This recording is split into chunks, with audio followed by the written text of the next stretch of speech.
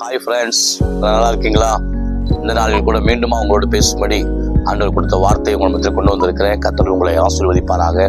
இந்த நாளில் கூட அநேகருடைய வாழ்க்கையில பல இடங்களில் அவமானங்களை அவமானமே பட்டு கொண்டிருக்கிறோம்.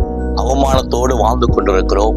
அவமானமே வாழ்க்கையாக வாழ்ந்து கொண்டிருக்கிறோம். தேவச்சனங்களே, வேதத்துல ஒரு அழகான ஒரு பெண்மணியை பார்க்கிறோம். பாருங்க, அன்னாள் என்பவள் ஒரு மலட்டு தன்மையோடு இருந்து தன் வாழ்நாள் முழுவதும் அவர் கழித்து கொண்டிருந்தார்.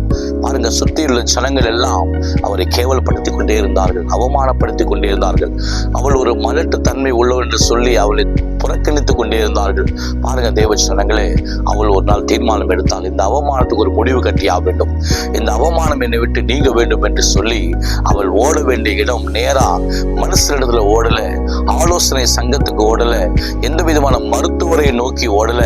அவள் நோக்கி ஓடினது யாரை தெரியுமா? பரலோகத்தின் தேவனை நோக்கி ஓடினாள். பரலோகத்தின் தேவனை நோக்கி அவள் ஓடி அவள் அமர்ந்து அவள் தேவனோடு இருதயத்தில் பேசினாள் என்று வேதத்தில் வாசிக்கிறோம். எனக்கு அன்பார்ந்த தேவ சொந்தங்களே, தேவன் பார்க்கிறது நம்முடைய உடலை அல்ல, நம்முடைய உடையை அல்ல, நம்முடைய சிந்தை அல்ல, நம்முடைய இருதயத்தை அவர் பார்க்கிறார். அதனாலதான் அன்னாள் உள்ளத்திலிருந்து இருதயத்திலிருந்து பேசினாள் என்று வேதத்தில் வாசிக்கிறோம். தேவ சொந்தங்களே, அவள் அவமானத்துக்கு முடிவு கட்டும்படி அவளுக்கு ஏற்பட்ட அந்த அவமானம், அந்த அசிங்கம் என்னை விட்டு நீங்க வேண்டும் என்று சொல்லி அவள் இருதயத்திலிருந்து ஆண்டவரோடு பேச ஆரம்பித்தாள். கர்த்தர் அவள் ஜெபத்துக்கு உடனடியாய் பதில் கொடுத்தார். அவர் பதிலை கொடுத்து அன்னாளுடைய அவமானத்துக்கு நல்ல ஒரு பதிலை தேவன் கொடுத்து நல்ல ஒரு அழகான ஒரு ஆண் குழந்தையை கொடுத்தார் என்று வேதத்தில் வாசிக்கிறோம். இதை பார்த்து கொண்டிருக்கிற அன்பான தேவ ஜனங்களே, இந்த நாளில் கூட உங்களோட ஆண்டவர் பேசுகிறார். இன்றைக்கு நீங்கள் அவமானத்தோடு வாழ்ந்து கொண்டிருக்கிறீர்களா? பலவிதமான வேதனையோடு நின்று கொண்டிருக்கிறீர்களா? கர்த்தர் உங்களை பார்த்து சொல்லிக் கொண்டிருக்கிறார், உன் இருதயத்தை என்னை கொடு, உன் இருதயத்தோடு என்னிடத்தில் பேசுகிறார், என்னை நோக்கி கூப்பிடு, நான் உனக்கு விடுவிப்பேன், என்னை நோக்கி பார், உன்னுடைய கண்ணீரை நான் துடைப்பேன் என்று ஆண்டவர் சொல்லுகிறார். இன்னைக்கு அநேக மனுஷர் நோக்கி பார்த்து எந்த இடத்துல விடுதலை கிடைக்காமல் இருக்கிறார்கள்.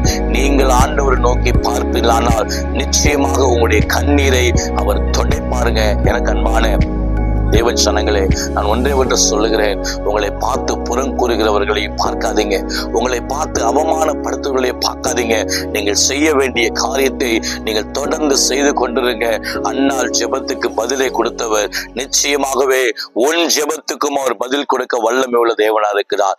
நிச்சயமாகவே உன் ஜெபத்துக்கும் அவர் பதில் கொடுப்பார். அவர் உன்னையும் ஆசீர்வதிப்பார். ஆமென். இந்த வீடியோ பார்த்து கொண்டிருக்கிற தேவச்சனங்களை கர்த்தர் உங்களை ஆசீர்வதிப்பாராக. அப்படியே ஜெபிப்போமா? கண்களை மூடி ஸ்தோத்திரம் ஆண்டவரே. தொடர்ந்து அப்பா, இதை பார்த்து கொண்டிருக்கிற ஒவ்வொருத்தரையும் என் தேவன் தாமே ஆசீர்வதிங்க.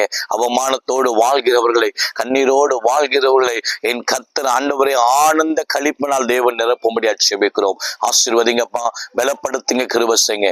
இயேசு கிறிஸ்து மூலமா ஜெபிக்கிறோம் பிதாவே, ஆமென். இதை பார்த்து கொண்டிருக்க எனக்கு அன்பான தேவ சொந்தங்களே, இந்த வீடியோவை தயவு செய்து நீங்கள் ஷேர் பண்ணுங்க, இந்த வீடியோவை நீங்க லைக் பண்ணுங்க, சப்ஸ்கிரைபர் தயவு செய்து நீங்க பண்ணுங்க. நாங்க போடக்கூடிய அனைத்து வீடியோ செய்திகளும் உங்களுக்கு நேராக வந்து அமரும். கர்த்தர் உங்களை ஆசீர்வதி.